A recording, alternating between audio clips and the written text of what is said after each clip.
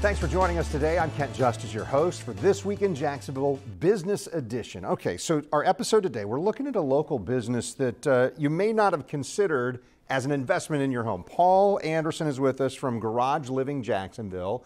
I thought this was interesting and timely, certainly, because the waves are up and down and real estate and all of this. So tell me, first of all, about Garage Living Jacksonville. What is it? So Garage Living is an international company now. We actually have locations in Canada, London, and 2 in Australia, as well as about 50 in the US. We've been here since 2015. We do garage renovations.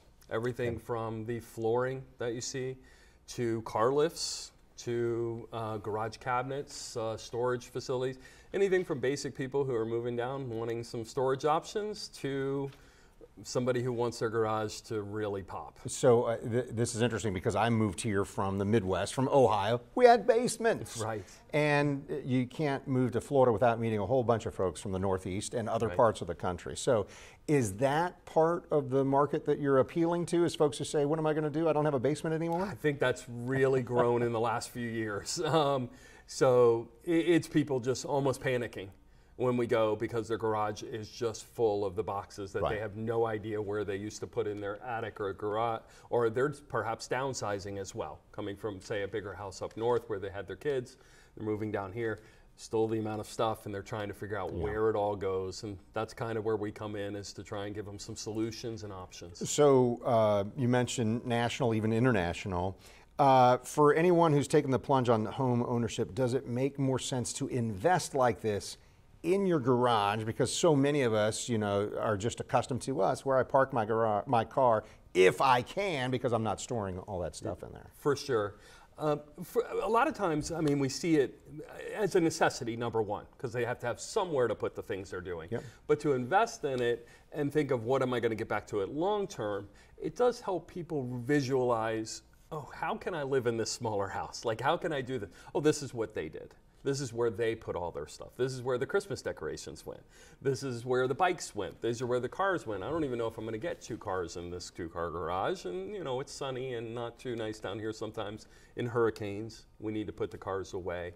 So the things have to get off the floor. So is it about comfort or practicality, I should say, or does it actually increase a home's value? Both, obviously, but it does increase the value. And I will say that we've seen multiple people, obviously we've done this for almost 17 years here in Jacksonville, and we've seen the customers come and go who have bought multiple homes and people who have bought the home that we've done. And they're just amazed at how much. Now, will it add the actual value, or will it just make your home stand out? Oh, that's the house with the garage. Yeah. Like, they all don't have garages. Right. But the one with the garage, I remembered when I was there. So it made it stood out more than the other ones. What you said that you've been doing this since 1995. This kind of work anyway. So you've seen what happens in real estate, and there are ups and downs. And where would you say we are in real estate right now? And why is this a time when folks, maybe it's the interest rates or it's inflation or whatever, but why should folks right now be thinking, maybe that's where I invest in my home? So this is a time, we've seen it, as we talked before, multiple times in the years, as inflation goes up and interest rates are high, that people decide, maybe this is my forever home. Maybe this is the home I'm going to. Yeah. We didn't think we were. We thought this was maybe a transitional home. We'll get to Florida and then we'll find our next one. So they decide But I don't want to give up that great interest rate I got 5 years ago, so maybe I make the most of where I'm at now. Maybe I'm staying here and making this the forever home. Maybe that's the pool. And they're seeing it in all kinds of industries besides just ours, but in home improvements, they're doing the pool, they're doing the kitchen, they're doing the garage because it's smaller than they thought. So they're reinvesting in their home because you're right, they got that 2.99% 5 years ago. I don't ever want to give that up, and they can't get that again. Yeah, it doesn't seem like it'll ever be there. It may, because these things happen in cycles. But right now we're in that cycle where it's time to think about the home you're in. Yeah. So, Paul, the marketing pitch includes this phrase: transforms garages into clean, functional, and stylish places. So who gets to decide function and style there? So that's partially what we work with the customer on. So we come to your home for a free quote, design. I hate to call it a quote because it's really just a design. It's really, every garage is different based on your needs and what you have.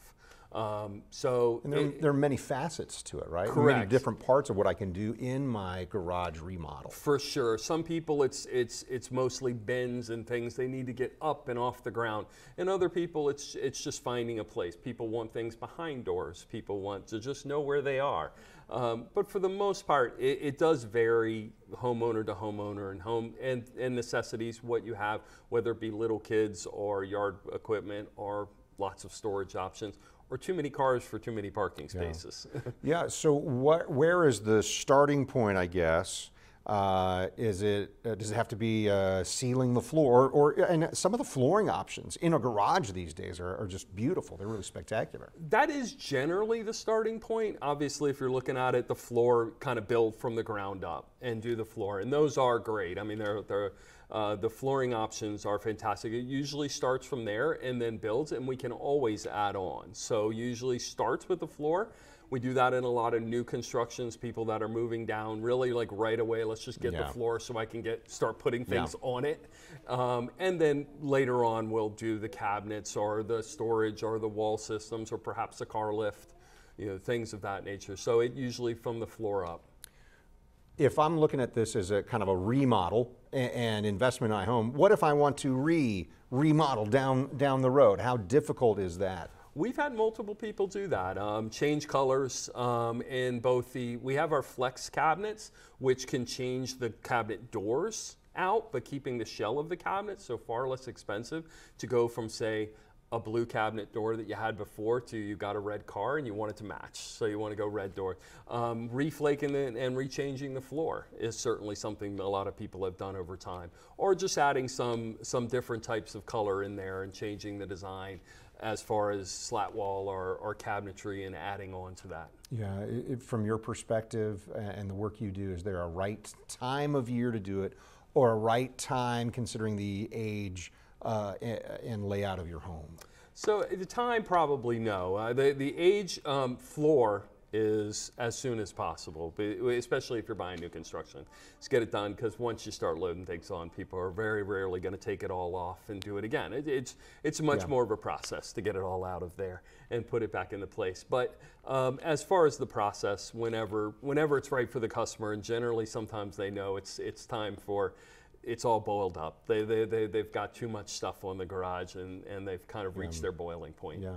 Our podcast has viewers all over the place. So Garage Living Jacksonville, what areas do you service here? And if somebody's not here where you serve, they just look for Garage Living somewhere else? Is Correct. That how it works? Yeah. So we were actually Garage Living's first location in the United States. So we are a Toronto-based company, but we were the first location in the U.S. So we have a fairly big territory. We go all the way down to Port Orange, over to Ocala, up to Savannah for our location, but we do also have one in Orlando, one in South Florida, one in Tampa, Atlanta. We're almost covered the United States.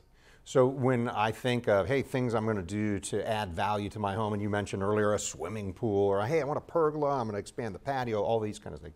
Those are in the tens of thousands of dollars on projects. Is that similar here for what I'm doing for retrofitting or remodeling my garage? It depends. So we have projects all over the board, from as little as a few thousand, $2,000 to $3,000, to $50,000, $60,000 garages. Those are a little less rare. Most people can definitely do a really great garage for under 10 grand. Okay. So it does vary, and we have lots of sizes. It depends on the job. Yeah.